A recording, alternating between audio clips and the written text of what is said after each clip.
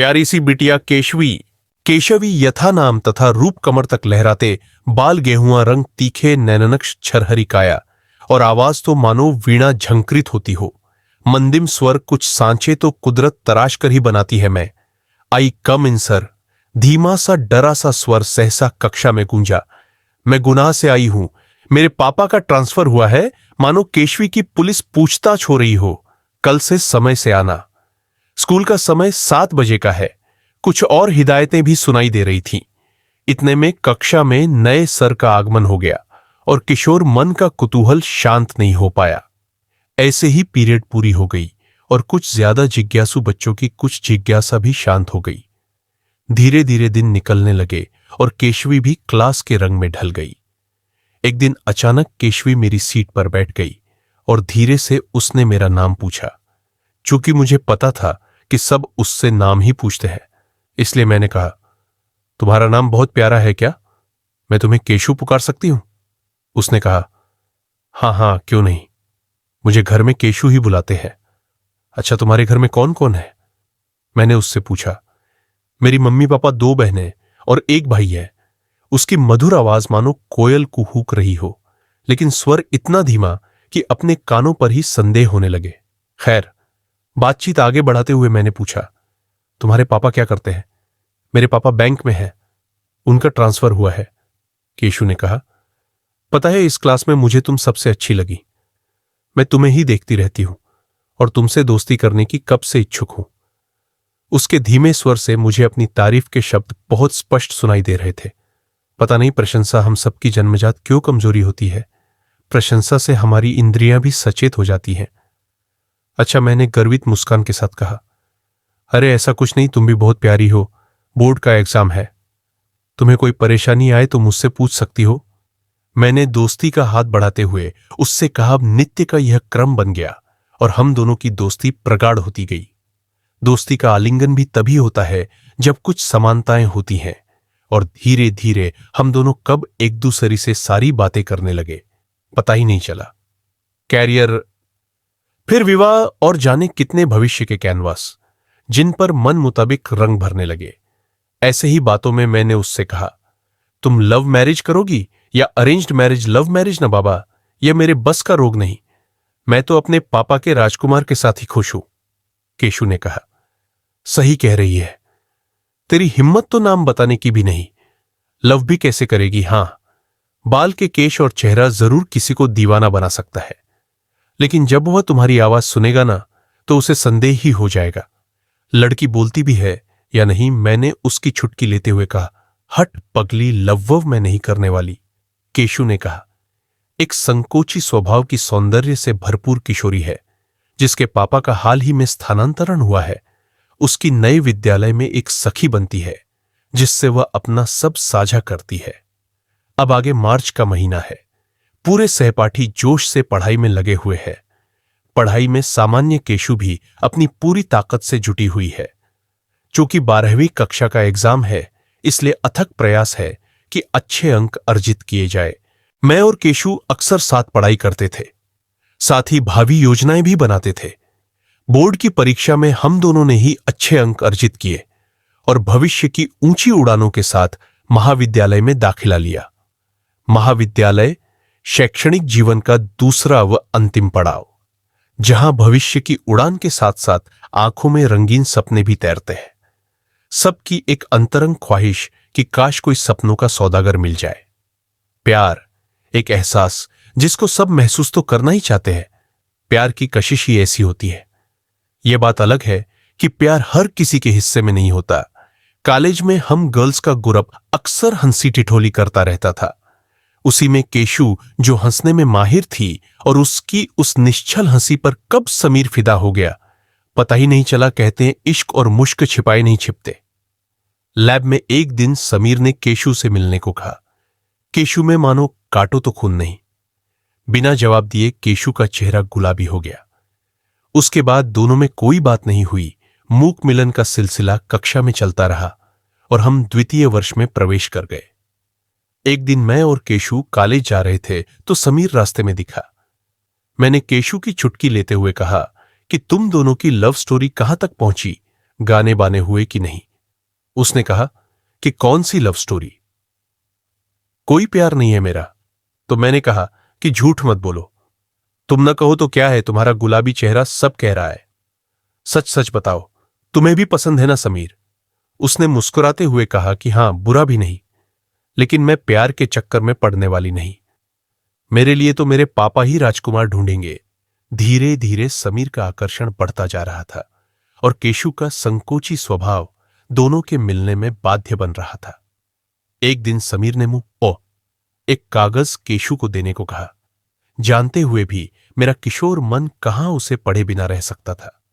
फिर मैंने वह केशु को दे दिया। मैंने केशु से कहा, अब तो हां कर दे। वह शर्माते हुए बोली, नहीं, मुझे नहीं मिलना। मगर उसके चेहरे का रंग बता रहा था कि वह भी समीर को पसंद करने लगी है। प्यार पाना हर किसी को अच्छा लगता है, लेकिन उसमें आगे बढ़ना साहस का ही काम है। पहली बात तो प्यार के खरेपन को पहचानना, फिर जमाने से रूबरू होना। केशु जैसी अनेक लड़कियों की चाहते पलकों में ही दफन हो जाती है, उन्हें लफ्ज ही नहीं मिल पाते। समीर पढ़ने में तेज था, साथ ही अच्छे घर का लड़का भी था। केशु की सौम्यता उसको भा गई थी। चूंकि केशु शर्मीले स्वभाव की थी, इसलिए समीर भी आगे नहीं बढ़ पा रहा था। वह पढ़ाई में भी केशु की सहायता करता था और दोनों में थोड़ी नजदीकी हो गई। एक दिन समीर ने केशु से कह ही दिया कि मैं तुम्हें पसंद करता हूं और जीवन भर इस रिश्ते को कायम रखना चाहता हूं। केशु जवाब तो नहीं दे पाई, लेकिन उस रात नींद उसकी आंखों से कोसों दूर रही। रात भर इस क्षमकश में रही कि समीर को क्या जवाब दे। दिल तो हां कहना चाहता था, लेकिन संस्कार विवश कर रहे थे कि घर में कैसे बताएगी। कहते हैं कुछ फैसले अपने आप हो जाते हैं। हम अपने आप को उलझाए रखते हैं और उनका हल स्वतः निकल आता है। ऐसा ही हुआ। प्यार के रंग में रंगी केशु सुबह उठी तो पापा के स्थानांतरण ने मानो सारे प्रश्न पत्र ही हल कर दिए हो। जिंदगी हमारे सामने प्रश्न पत्र तो रखती ही है। कुछ प्रश्न अनिवार्य भी होते हैं, लेकिन उनके हल भी स्वतः उत्तरित होते हैं। लेकिन जब फैसला लेना होता है तो हम अपनी पूरी योग्यता लगा देते हैं। ऐसे ही सुनहरी सपनों और संस्कारों के बीच पलती केशवी को अपने झंझावात से मुक्ति मिल गई और इश्क का सूफियाना रंग एक पल में फीका पड़ गया। परिवर्तन संसार का नियम है। इस परिवर्तनशील संसार में स्थायित्व बनाना हमारी नियति। केशु के पापा के स्थानांतरण के साथ केशु की भी नई जिंदगी शुरू हो गई। ग्वालियर शहर में नया महाविद्यालय, नए लोग, नए चेहरों में केशु की निगाहें अक्सर समीर को ढूंढती रहती थी। केशु के पापा ने केशु की बहन का विवाह निर्धारित कर दिया। विवाह की तैयारियों में पूरा परिवार जुट गया। केशु भी अपने जीजू से मिलने के लिए बेहद उत्साहित थी। समीर अपने कैरियर को लेकर गंभीर हो गया था। वह कई प्रतिस्पर्धी परीक्षाओं की तैयारी में जुट गया। विवाह की खरीदारी में व्यस्त केशु को एक दिन समीर जैसा चेहरा दिखाई दिया। उसके कदम ठिठक गए और वह उसके नजदीक आने का प्रयास करने लगी। अचानक उसके मुंह से निकल गया, समीर। तुम? हां केशु, तुम कैसी हो? समीर की आवाज सुनकर केशु मानो उसे रिकॉर्ड करना चाहती हो। मगर तुम कैसे हो? बस वह इतना ही पूछ पाई। तभी उसके पापा उसे बुलाने आ गए। रात भर केशु की आंखों में समीर का चेहरा घूमता रहा। मन को रक्स के लिए आजाद छोड़ते हुए केशु बहन के विवाह की तैयारियों में जुट गई। विवाह होते ही बहन अपनी ससुराल में रम गई और नव विवाह की अटखेलियों का लुत्फ केशु अपनी बहन से बड़े चाव से सुनती और मन ही मन अपने भावी राजकुमार को भी देखती। समय तो ठहरता ही नहीं, अपनी गति से चलता है और धीरे धीरे केशु को अपने विवाह के चर्चे भी घर में सुनाई देने लगे। पता नहीं क्यों विवाह का स्वप्न आंखों में चमक ला ही देता है। जीवन का एक रंगीन ख्वाब जो बिना तालीम के ही महसूस होने लगता है। ऐसे ही राजकुमार के सपने देखती केशु ने अपने पिता को उसकी मां से बात करते हुए सुना था। एक पल को केशु की आंखों में समीर का भी चेहरा सामने आ रहा था, लेकिन सारी चाहते कहां पूरी होती हैं, यह सोचते हुए केशु अपने पापा की बातों को ध्यान से सुन रही थी। पास ही के शहर आंसी का रहने वाला परिवार था। 2 भाई और एक बहन है। लंबी चौड़ी जमीन जायदाद है। नौकरी की तो उनको जरूरत ही नहीं। हमारी केशु राज करेगी। लड़का देखने में भी अच्छा है, पढ़ा लिखा भी अच्छा है। पापा को कहते सुना, केशु ने रईस लोग है, इसलिए हमें थोड़ा पैसा अच्छा लगाना पड़ेगा, पर हमारी केशु अच्छे घर में चली जाएगी। केशु के पापा फिर पैसों की जुगाड़ बताने लगे। केशु की मां भी अपनी बेटी को रानी बनते देखने लगी और धीरे धीरे बात आगे बढ़ने लगी। सोमवार को केशु को देखने आ रहे हैं। एक दिन केशु को पापा की आवाज सुनाई दी। कंपित हृदय से केशु अपने भावी राजकुमार का डील डॉल सोचने लगी और अपने आप को तैयार भी करने लगी। मेरा और केशु का संबंध सिर्फ खतों का रह गया था, तो कभी कभी हम दोनों एक दूसरे की कुशलता पूछ लिया करते थे। धीरे धीरे सोमवार आ गया और सुबह से ही केशु को दिखाने की तैयारियां जोरों पर थी। घर का कोना कोना करीने से व्यवस्थित था। रसोई से अनेक व्यंजनों की महक आ रही थी। घंटी बजी और प्रतीक्षित मेहमान आ गए। पूरा घर उनकी खिदमत में लग गया। फिर केशु को भी बुलाया गया। सहमी सी केशु सबके सामने आकर बैठ गई। औपचारिक प्रश्नों के बाद केशु और भावी राजकुमार को साथ समय बिताने को कहा। कंपित हृदय से केशु ने जब लड़के से बात की तो केशु को उसकी बातों में प्यार की महक न आकर दंभ की बू आ रही थी। लेकिन वह छोटी सी मुलाकात से किसी निष्कर्ष पर नहीं पहुंच पाई। मेहमानों के जाने के बाद सबने एक दूसरे की राय जाननी चाहिए और सबसे अहम केशु की राय, जिसमें केशु कशमकश में थी। पापा ने देखा है तो अच्छा ही होगा, और मैं कहां किसी को समझ पाती हूं। ख्यालों में डूबी केशु के मन में विचारों का मंथन चल रहा था। एक ख्याल आ रहा था, दौलत अपनी जगह है और जीवन साथी अपनी जगह हां के लिए अपने आप को तैयार तो कर रही थी, लेकिन पूर्णतया हां भी नहीं कर पा रही थी। अनकही चाहत की कशिश लिए केशु ने अपने मन को समझाया कि जिंदगी लंबी है, क्या पता फिर मुलाकात हो जाए। कॉलेज में हॉट न्यूज बना केशु का स्थानांतरण समीर के कानों तक भी पहुंच गया और अपनी बेबसी का इजहार न कर सका। देखते ही देखते केशु के जाने का समय नजदीक आ गया और उसके लिए हम सब ने एक विदाई पार्टी भी दी, जिसमें समीर भी आया, मानो उसके चेहरे का नूर ही चला गया हो। भारी मन से सबने फोटो लिए, गिफ्ट भी दिए और केशु को विदाई दी। समीर ने बस इतना कहा, जहां भी रहो खुश रहो, याद करती रहना। छलकती आंखों से समीर ने केशु को विदा किया। एक हाथ से जीवन का फैसला बहुत मुश्किल ही होता है, इसीलिए कहा जाता है विवाह तो लॉटरी है। ऐसी ही जद्दोजहद में उलझ केशु का मन। एक तरफ तो भविष्य की उड़ान भर रहा था, तो दूसरी ओर लड़के के व्यवहार से थोड़ा आशंकित भी था। लेकिन कुछ फैसले हमारे नहीं होते, हम तो निमित्त मात्र होते हैं और पूरी इबारत लिखी होती है। केशु ने पापा के चुनाव को निस्संदेह देखते हुए विवाह के लिए हां कर दी। दबा सा एक मलाल जब तब समीर के लिए आंखों में तैर जाता था। लेकिन हम मध्यवर्गीय लोगों के ख्वाब कहां मुकम्मल होते हैं। यह सोचते हुए केशु भविष्य के रंगीन सपनों में खो गई समीर ने अपना पूरा ध्यान पढ़ाई पर लगा दिया था। ग्रेजुएशन के बाद उसने कॉम्पिटिटिव एग्जाम की तैयारी में अपनी जान लगा दी।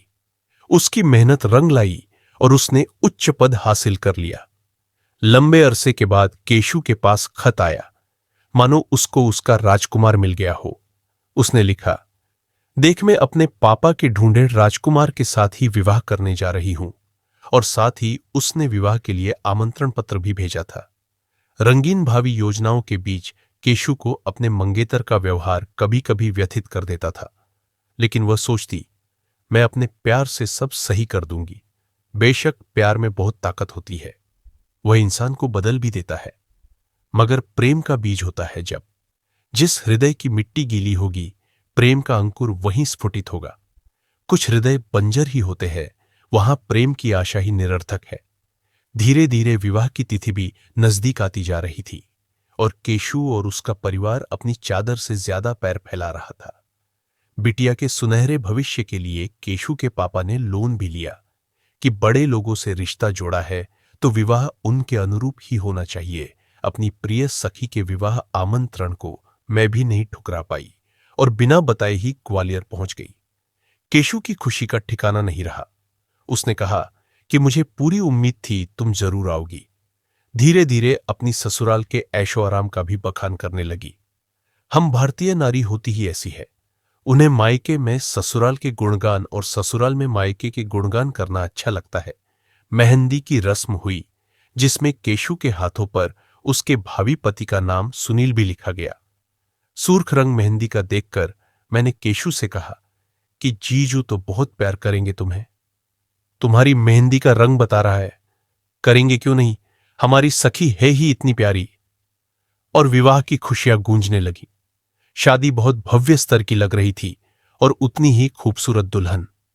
अच्छा खाना पीना, सब कुछ उच्च स्तरीय। और 7 फेरों के बंधन में बंध गई केशु डोली में बैठी केशु अपने मां बाप से विदा होते हुए बहुत रोई और अपने भाई को तो छोड़ना ही नहीं चाह रही थी। नई गाड़ी में साजन के साथ हम सबको छोड़कर विदा हो गई केशु। बहुत पैसे वाले लोग हैं, केशु राज करेगी। रिश्तेदारों का विश्लेषण शुरू हो गया। मैंने भी अपनी सखी के जाने के बाद विदा होना उचित समझ आलीशान बंगला और सुंदर सजावट मानो खूबसूरती माहौल के कणकण में व्याप्त हो। दैहिक सौंदर्य बेशक नैसर्गिक होता है और समय से वह धूमिल भी होता है, लेकिन विवाह के समय तो सौंदर्य न केवल एक पैमाना होता है, वरन खूबसूरत दूल्हा या दुल्हन एक आकर्षण का केंद्र तो होते ही है। ऐसी ही खूबसूरत वधू सबकी नजरों का केंद्र बनी हुई थी। रस्मों रिवाज के बाद अंततः वह घड़ी भी आ गई जब स्त्री अपना संपूर्ण अस्तित्व एक अजनबी को सौंप देती है। जिस अस्मत की हिफाजत वह सालों से करती है, विवाह उसी समर्पण की स्वीकृति है। शर्म से लाल केशु और उसके लंबे केश मानो उसके सौंदर्य में 4 चांद लगा रहे हो। और फिर दोनों के मिलन की बेला थकी हुई केशु प्यार की प्रतीक्षा में शर्म से छुईमुई हो रही थी। सुहाग सेज पर बैठी केशु मध्यम रोशनी, कमरे की भव्य सजावट मानो वातावरण में असीम सुकून घुला हो। बैठे बैठे यूं ही सुकून में मन को रक्स के लिए आजाद छोड़ते हुए कब आंख लग गई पता ही नहीं चला। समीर तुम्हां मैं। केशु समीर की आवाज से केशु चौंक गई। जिसको शिद्दत से चाहो वह मिल ही जाता है, कहते हुए समीर ने केशु को बाहों में भर लिया। छुई मुई सी केशु मानो पिघल ही जाएगी। समीर ने केशु के बालों को सहलाते हुए प्यार की निशानी गुलाब उसके सुंदर बालों में लगा दिए। दोनों एक दूसरे की बाहों में खो गए। अपने अस्तित्व का समर्पण आसान नहीं होता और समर्पण के बिना स्त्री की पूर्णता भी नहीं होती। जैसे नदियां सागर में जाकर मिलती है, वैसे ही स्त्री भी पुरुष के समागम में ही पूर्ण होती है। पुरुष जो प्रकृति से ही बलिष्ठ है और स्त्री प्रकृति से कोमल, तो वह एक सशक्त बाहुबल चाहती है जिसको वह अपना वजूद सौंप सके। ऐसे ही बाहुबल की चाहत में केशवी की तंद्रा टूटी और वह तन और मन दोनों से तरबतर हो गई। मैं यह क्या सोच रही हूं? मुझे समीर के बारे में ख्याल में भी नहीं सोचना चाहिए। मुझे सुनील को अपने आप को समर्पित करना है। और अचानक उसकी नजर घड़ी पर पड़ी। रात्रि के 3 बज चुके थे। सुनील अब तक नहीं आए। आशंकाओं से घिरा उसका मन अचानक आहट सुनता है तो अपने आप को संभालती केशु जैसे धड़कनों को भी सुना देगी। रात के अंधेरे में ही मन की तहें खुलती है। कायनात के रोशन उजाले तो दिमाग को रोशन करते हैं। रात्रि यो तो स्याह होती है, लेकिन जीवन पल्लवन इस स्याह रात्रि में ही होता है। मन मिले या न मिले, तन के मिलन की यही बेला है। ऐसी बेला की आस में बैठी केशु को जब सुनील की गंध महसूस हुई तो भयभीत केशु मानो चीख पड़ेगी। सुनील ने शराब पी रखी थी और उसने केशु के मन को पढ़ना उचित नहीं समझा और सिर्फ तन को अनावृत कर वह केशु का पति बन गया। बेसुध केशु की कब नींद लग गई उसे होश ही नहीं रहा। बदहवास केशु सुबह उठी तो अपने आप को व्यवस्थित करने लगी। अपने आप पर गुस्सा आ रहा था कि ससुराल में पहला दिन और इतनी लेट। नींद को भी आज ही लगना था, सोच रही थी और जल्दबाजी में उसके हाथ से पानी का गिलास फैल गया। बेसुध पड़े सुनील को कुछ पता ही नहीं चला, लेकिन डरी सहमी केशु ने पहले पानी समेटा, फिर कमरे से बाहर जाने लगी। इतने में एक फ्लावर पॉट गिर गया और तेज आवाज हुई। सकपकाई केशु ने पॉट को सही किया और सुनील की ओर देखा, लेकिन सुनील तो गहरी नींद में था। केशु ने घड़ी की ओर देखा, सुबह के 9 बज चुके थे। केशु अपनी साड़ी और बाल संवार रही थी। इतने में दरवाजे की ठक-ठक ने केशु की सांसों को और तेज कर दिया। सोच रही थी, सब लोग मेरे लिए क्या सोच रहे होंगे। नवविवाहिता का ससुराल वालों से सामंजस्य वैवाहिक जीवन की महत्वपूर्ण कड़ी होता है और ऐसे में यदि शुरुआत ही सही नहीं हो तो स्थिति मुश्किल हो जाती है। संस्कारी केशु रिश्तों को दिलों से बांधना चाहती थी, लेकिन न चाहते हुए भी उससे गलती हो रही थी। उसने जल्दी से अपना आंचल संभाला और केश बांधते हुए दरवाजे की ओर बढ़ने लगी। सोच रही थी, काश सुनील उसे आकर बाहों में भर ले और वह उसके आगोश में खो जाए। लेकिन सारी चाहतें कहां पूरी होती है, और बढ़ती सांस और बढ़ते कदम से केशु ने दरवाजा खोला। नवविवाहिता केशवी देर से सोने के कारण सुबह उठने में भी लेट हो गई। ससुराल में पहला दिन और देर से उठना उसको अपने आप में लज्जित कर रहा था। उसके कमरे का दरवाजा बजा तो वह बौखलाई सी बाहर आई। बाहर ननद सीमा को खड़े देखकर कुछ बोलती, उसके पहले ही सीमा का व्यंग्यात्मक स्वर सुनाई दिया।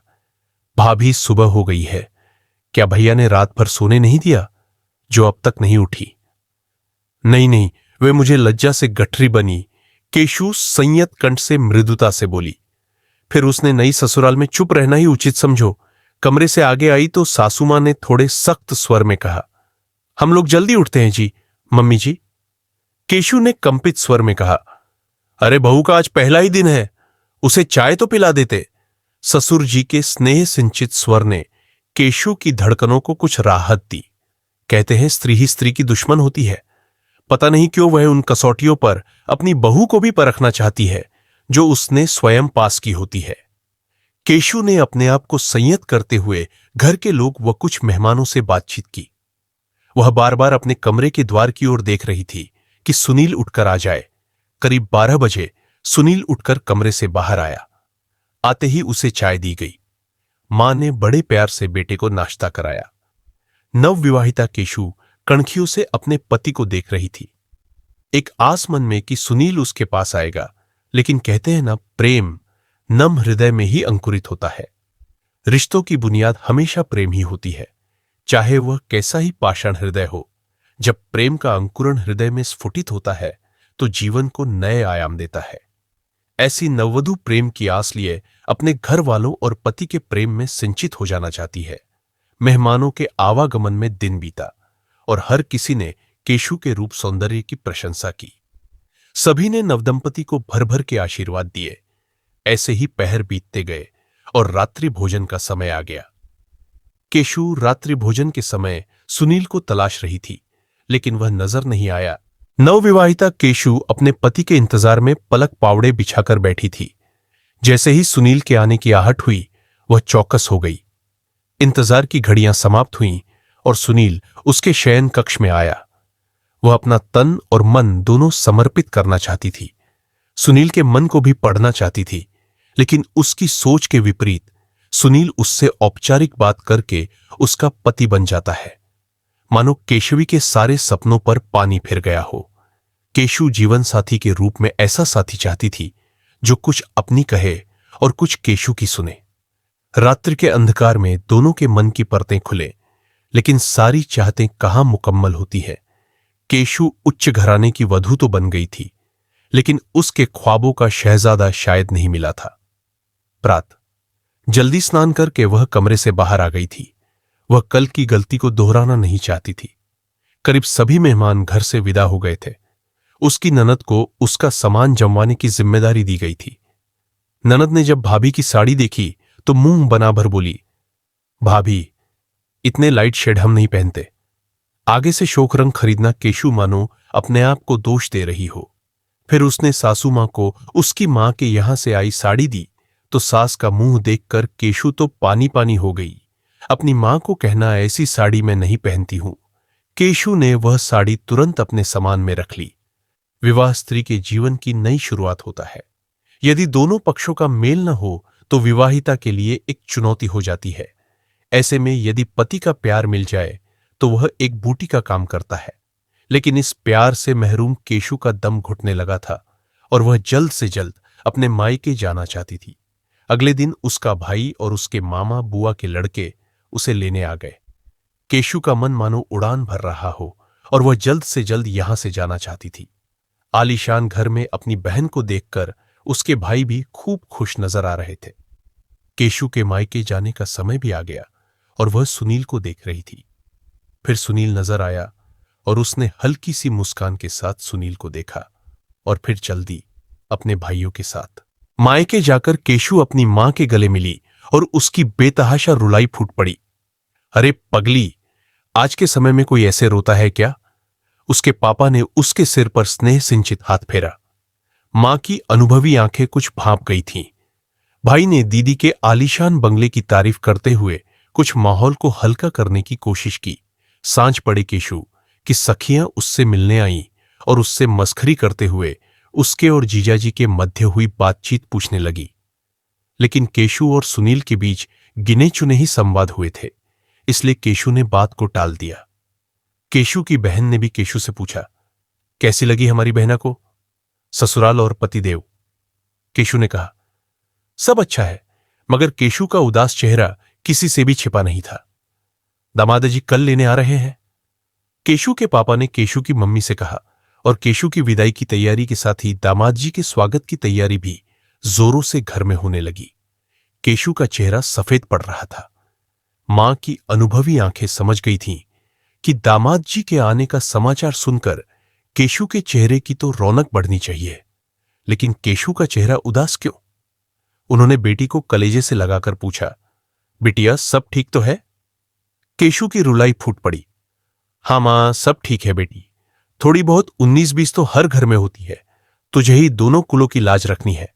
ससुराल और मायके दोनों का सेतु है तू। मां ने हिदायत भरे स्वर में कहा। सुनील आ गया और उसका ससुराल में भव्य स्वागत किया गया। महंगे तोहफों के साथ केशु और सुनील को विदा किया गया। केशवी मायके से विदा होकर ससुराल में आ गई। सुनील का अजीब व्यवहार उसे परेशान कर रहा था। ससुराल में आकर सासू मां भी उसके मायके से आए हुए सामान में मीनमेख निकालने लगी तो केशु और सहमी सी हो जाती है।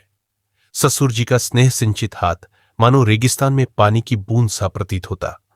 ननद भी केशु की हमउम्र होकर भी एक दूरी ही बनाए रखती थी। रात्रि के नीरव पहर में केशु निशिखर की ज्योत्सना में सुनील से घंटों बतियाना चाहती थी, लेकिन सुनील का देर रात तक आना और कम बात करना केशु को बेचैन कर देता था। विवाह सौंदर्य को निखार देता है, लेकिन केशु दिन ब दिन सूखती जा रही थी। एक दिन केशु सुबह उठने का प्रयास कर रही थी, लेकिन उसका शरीर साथ नहीं दे रहा था। उसे बुखार महसूस हुआ। थर्मामीटर से नापा तो उसे तेज बुखार था। उसने सुनील को जगाया, लेकिन सुनील की बेरुखी बुखार से ज्यादा उसके मन की तपन बढ़ा गई। कुछ मरहम प्यार का बीमार तन और मन दोनों को ठीक कर देता है, लेकिन उपेक्षा ज्वर की तीव्रता को बढ़ा भी देती है। कुछ समय बाद सासुमा केशु के कमरे में आई। थोड़ी देर रुककर बोली, सुनील, इसे इसके मायके भेज दो, इसके मायके वाले ही इसका इलाज करवाएंगे। सासुमा के शब्द सुनकर केशु के पैरों तले की जमीन खिसक गई। अविरल अश्रुधारा बहने लगी। रोते रोते कब उसकी आंख लग गई पता ही नहीं चला। रात में सुनील